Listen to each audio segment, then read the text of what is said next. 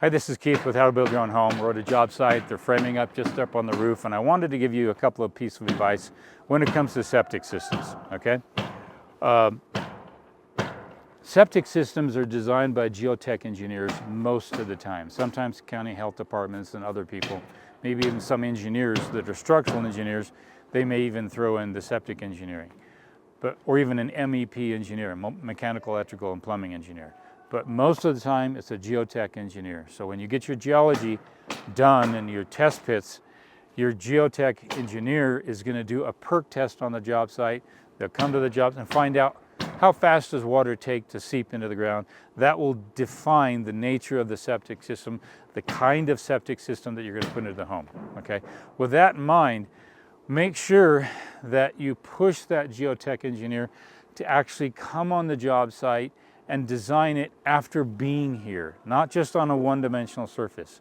If they just design it like they did this one, from a one-dimensional surface, from a map they did on a computer, they're gonna make some huge mistakes. So this system, I literally had to redesign ad hoc on site, and I'm working hand in hand with my geotech engineer to make sure that it's all gonna work, because they didn't understand the topography of this land, of this site. This house should have been way back that way, 20, 30 feet, and another 10 or 15 feet higher, but that would have made for a really nasty road, and they couldn't have driven up here with a snow-covered road. There's just no way, even with four-wheel drive. It would have been too steep. So I adjusted a lot of things, and that affected the septic system. That's because they really didn't see the topography of the land. So that's number one. Make sure your geotech engineer gets here on the site and really knows what's really going on. The second thing is, know how many bedrooms are on your home. This is a little dirty little secret. I'm going to really tell you a dirty little secret.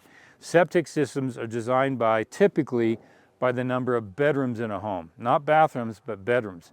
Bedrooms actually define how many people can live in the home, and that's the load that they calculate for the size of the septic that you're going to need. So if you have a room like this house has a craft room with a sink in it, the geotech engineer was factoring that as an additional bedroom, and it increased the size of this septic by 250 feet long on my leach lines. I caught the problem. We reduced the leach lines by 25%, literally 25%. I was able to fit it where I was thinking I had in my mind to fit it, and it will work out just great that way. But that's all because I fight the system, I guess you could call it. It's a septic system, but I fight the system that defines how I'm supposed to design this system. And I'm very, very cautious on my bedrooms. I've got a build up on the mountain there where I had a big, huge bonus room, and I had I was gonna split it off and create half of it a bedroom, but that was putting a much bigger load on the septic system with a 5-bedroom home. So I was able to reduce that to 4 bedrooms, shrink the system, and now the system was able to fit on the plot. And now that room is a game room, and I write on the plans, game pool room. And I didn't wall it off like I was going to, making it look like the other part of that could be a bedroom. Now it's all one big game room. Now they can't factor that as a bedroom. If it's a den, they're going to consider that a lot of the times as a bedroom, and they'll add to the load of the septic system.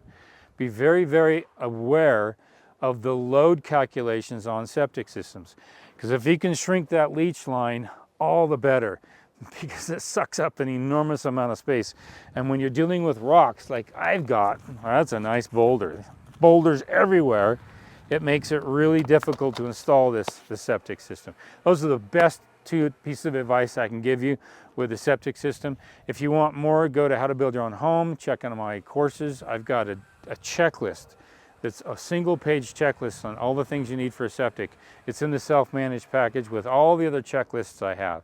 And I go over the shallow system, I go over the deep trench system, I go over quite a bit. I could spend an hour and a half here talking about septic systems, but there in the course, I really detail it and break it down for you even more.